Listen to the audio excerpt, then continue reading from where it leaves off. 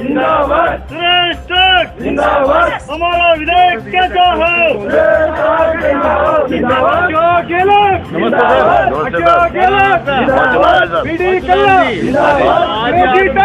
आपको सबसे पहले तो आपको बधाई हो। और सुरेश टाक जी का आज जन्मदिन था, विधायक महोदय का। हाँ जी। तो क्या कहना चाहेंगे उनके बारे में आप? विधायक साहब का बहुत बहुत बधाई हो, उनकी जो हम जैसे विकलांग लोगों के लिए सोचा उन्होंने और ये गाड़ियाँ दी जी जी, और उनकी जन्मदिन पे बहुत बधाई देते हैं उनको। बहुत बहुत धन्यवाद। नमस्ते दीदी, क्या नाम है आपका? सुमित्रा सवासिया। जी सुमित्रा जी, तो आज विधायक साहब ने जो आपको तोहफा दिया है उनके जन्मदिन का, आप क्या बधाई के साथ में क्या कहना चाहेंगे? आज टाक साहब की बधाई के लिए उनको बहुत बहुत धन्यवाद करना चाहती हूँ, शुक्रिया। और उन्होंने विकलांग भाई बहनों की मदद की, उसके लिए बहुत बहुत धन्यवाद चाहती हूँ जो उन्होंने हमारे को समझा, हमारी तकलीफों को समझा। बहुत बहुत शुक्रिया।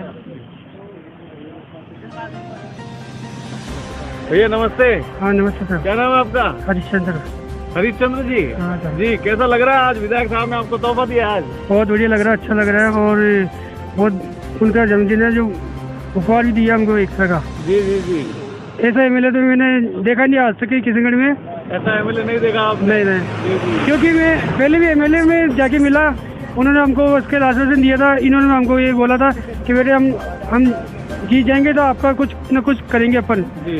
तो उन्होंने जीता और उनके जन्मदिन के बाद वो हमको गाड़ी दी। तो ऐसे मान लो हमको तो एक तरह का वो सारा मिल गया। जी जी बिल्कुल। और आगे भी हमारे लिए वो कुछ काम करेंगे विकलांगों के लिए। जी जी। तो उनको तो बहुत बहुत बधाई हो जन्मदिन की। जी जी। यही मेरी शुभकामना की, स्वस्थ रहे वो और ऐसे ही काम करते रहे किशनगढ़ के लिए। जी धन्यवाद। ठीक है सर। दीदी नमस्ते। नमस्ते। क्या नाम है आपका? सुरता देवी। जी जी, कैसा लग रहा है आज विधायक ने अपने जन्मदिन पे आज आपको तोहफा दिया है? बहुत बढ़िया लगा साहब, आपको विधायक साहब को बहुत धन्यवाद है। जी जी। और मैं आभारी रहेंगे हम तो जीवन भर में इसके। जी जी जी। बढ़िया दिया, मैं सिलाई कर पा दूर जावाज मैंने दिया है उसका जन्म। जी जी बहुत धन्यवाद। नमस्कार, मैं हूं ओम प्रकाश नजवानी। आप देख रहे हैं आगाज की आवाज। बैसाखी की जगह विकलांगों को 6 टीवीएस स्कूटी देकर मनाया जन्मदिन किशनगढ़ विधायक सुरेश टाक ने। किशनगढ़ विधायक सुरेश टाक ने अपने जन्मदिन पर सबसे पहले खोड़ा गणेश जी के दर्शन करने के बाद गौशाला में गायों को चारा खिलाया। इसी बीच टाक समर्थक व प्रशंसकों ने माला पहनाकर विधायक टाक की लंबी उम्र की कामना की और बेहतर विकास की कामना करते हुए उन्हें शुभकामनाएं दी।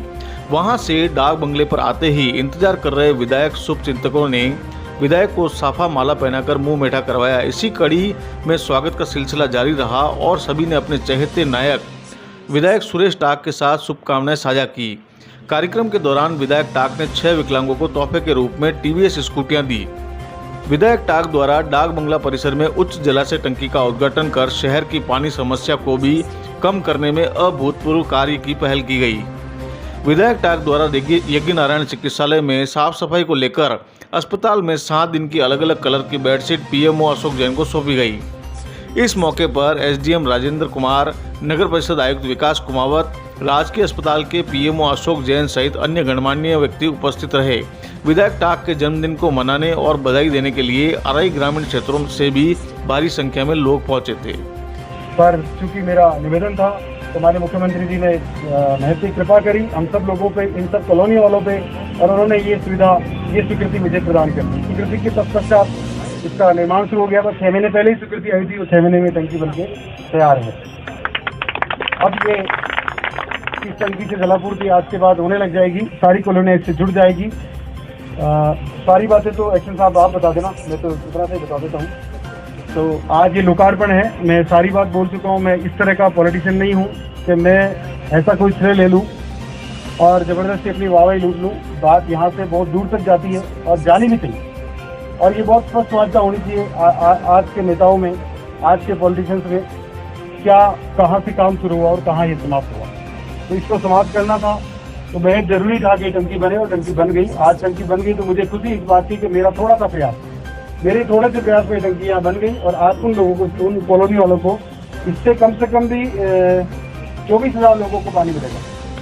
और 50 कनेक्शनों में पानी जाएगा जो 48 घंटे के अंतराल में उनको जलापूर्ति की जाएगी, ये भी तय है। और अब इस टंकी के लोकार्पण का, इस मेरे भाषण के समाप्त होने के बाद लोकार्पण किया जाएगा। 1 करोड़ का जो प्लान था उस पेट्रोल का अभी मेरे कार्यकाल में ये हुआ और इसको मैंने सरकार को समर्पित किया। करने के लिए अभी शुरुआत है कि धीरे धीरे 3 महीने 4 महीने का टाइम पीरियड इसका, 6 महीने का टाइम पीरियड, 6 महीने में दोनों गाँव में घर घर पानी मिलेगा। जो कनेक्शन अप्लाई करेगा उसको पानी मिल जाएगा। इतने कनेक्शन हो गए इन दोनों गाँव में।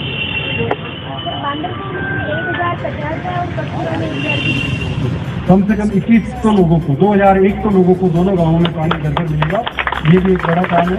अभी पानी की बहुत समस्या है और हमारी सरकार प्रतिबद्ध है इस बात के लिए कि इन 5 सालों में ये जो दे दे योजना में इसको भी क्लियर कर देता है।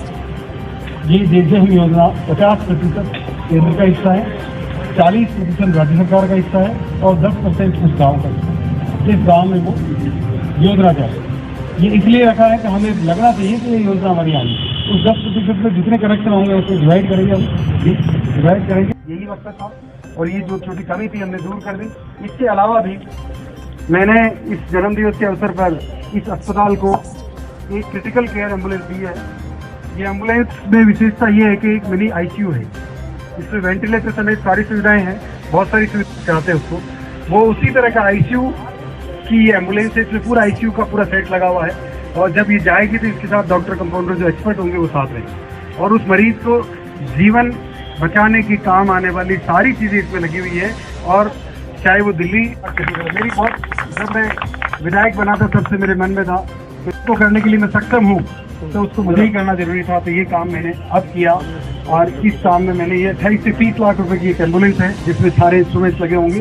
फोर्स कंपनी की ये एम्बुलेंस मैंने फंड रिलीज कर दिया है डॉक्टर साहब को और अब जो सरकारी फॉर्मेलिटी है, एजेंसी आप ही हैं और आपके मार्फत ही वो आनी है, बहुत रिसेंटली, बहुत जल्दी से आ जाएगी कि वो जनता के काम आ सके, यहाँ के लोगों को जीवन दान दे सके। बहुत लोग, अगर मैं 100 में से 1 लोगों का जीवन भी अगर क्रिटिकल केयर एम्बुलेंस में जाने से अगर बचता है तो इससे बड़ी मेरी उपलब्धि नहीं हो सकती है।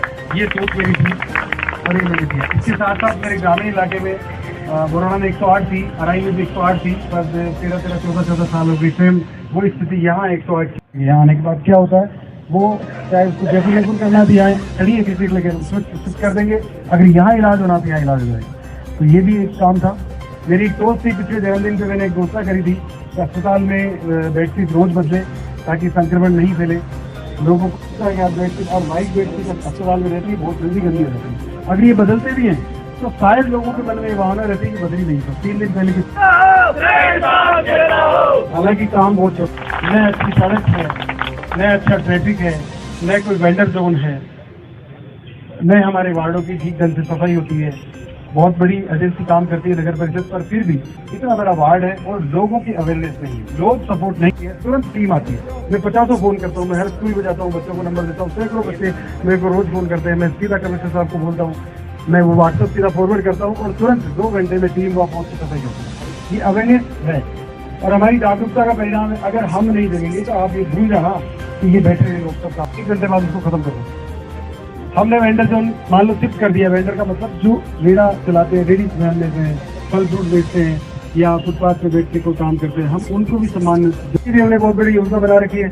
समय लगता है, जरूरी नहीं है हर काम बहुत स्टार्ट से पैदा हो जाए। पैसा भी लाना पड़ता है, योजना भी बनानी पड़ती है, एजेंसी भी ढूंढनी पड़ती है।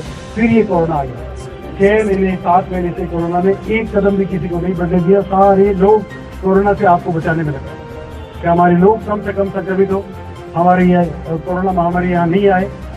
इसी वजह से ये 6-7 महीने का जो पीरियड था, ये इसमें हम काम ज़्यादा नहीं कर पाए।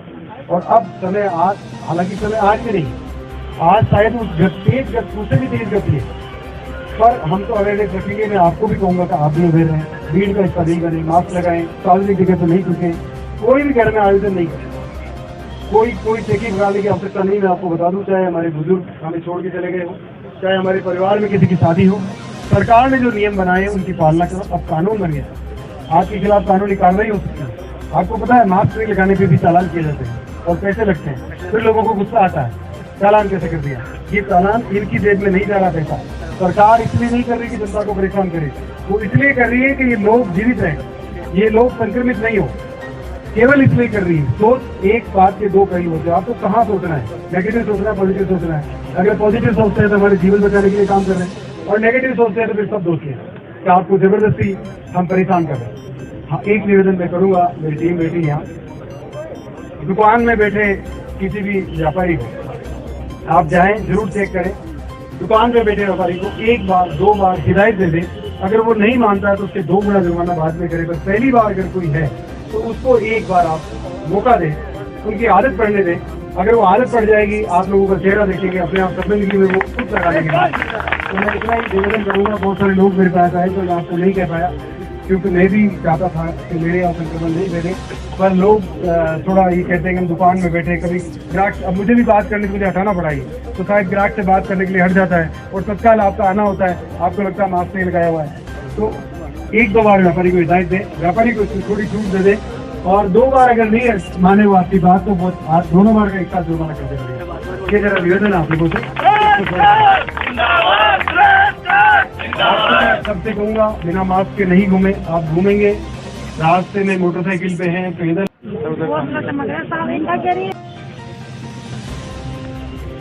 ओके।